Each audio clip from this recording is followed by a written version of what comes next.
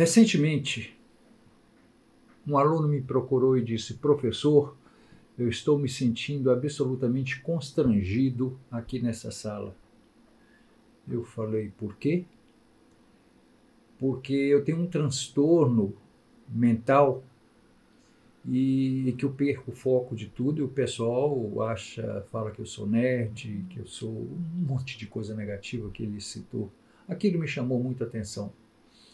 Muito mais do que técnico, muito mais do que técnico, o professor, ele é um ser humano que ele tem que ter um desconfiômetro, ele tem que usar de uma empatia muito grande, um nível de percepção enorme para entender o que acontece com o seu público, no gesto, na inquietação, no olhar, no relacionamento interpessoal. Isso, com o tempo, a gente adquire essa habilidade. Eu comecei a conversar mais intensamente com ele. Ele chegou a chorar dizendo: olha, puxa vida, como você é compreensivo. Não, não é que eu sou bacana não, pessoal, não é isso não. Eu estou querendo dizer como é que nós precisamos estar atentos para esses detalhes, porque nós convivemos com pessoas com determinados transtornos mentais, psicológicos, etc, etc, que às vezes a pessoa precisa de colo, de ombro, sabe? É exatamente isso que eu percebi. Aí, ele conversando, etc, etc, eu cheguei em casa e falei assim: eu vou estudar um pouquinho isso, no meu hábito. E fui estudar o TDAH.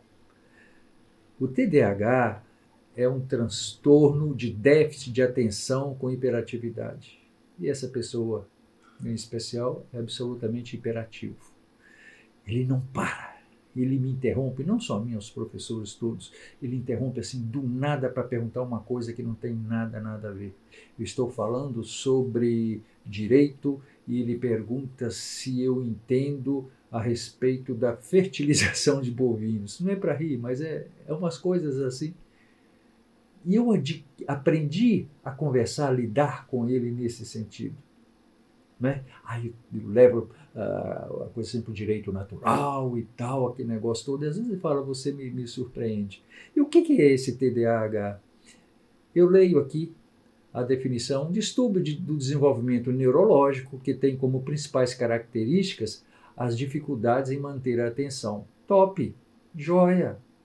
É exatamente assim que as pessoas portadoras desse déficit, né, desse transtorno, agem.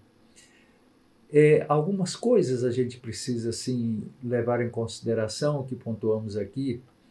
Quais são os principais sinais desse transtorno de déficit de atenção e hiperatividade?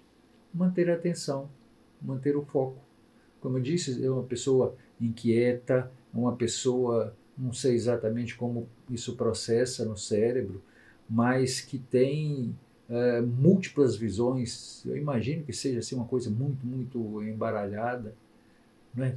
Pela forma como é questionado, pela forma como se torna agressivo, por exemplo.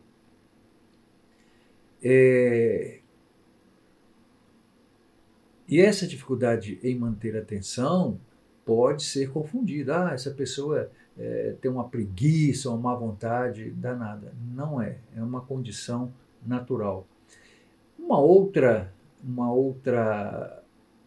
outro sinal de TDAH, pessoal, é o hiperfoco.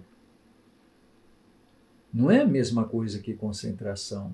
É que hiperfoco, foca excessivamente numa coisa, mesmo que seja absolutamente insignificante. Está falando sobre uma coisa muito, muito importante para a carreira dele, o foco dele está numa caneta. Que a caneta é bonita, que a tinta está acabando, mas olha, eu estou falando isso aqui, não, mas aqui. É muito interessante esse comportamento.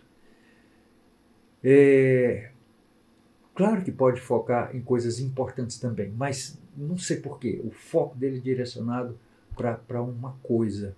É muito importante, com a sutileza que a gente tem, chegar para a pessoa que está pensando aqui. Conta aqui comigo, vamos compartilhar. É uma boa. Olha, eu estou pensando aqui nessa caneta. É mesmo, né, rapaz? A caneta tem uns negócios assim mesmo. Enfim, essa participação ela é muito, muito bacana. Portador TDAH são pessoas assim, por vezes, extremamente impulsivas. Eu vou levantar, vou sair. Não, vem cá. Não, não, eu estou indo. Sabe? Você foi tomar água? Não, só fui de fora e estou voltando e tal, esse negócio todo. Às vezes algumas coisas que não têm significado prático para a gente, mas para aquela pessoa tem. E é importante a gente entender isso.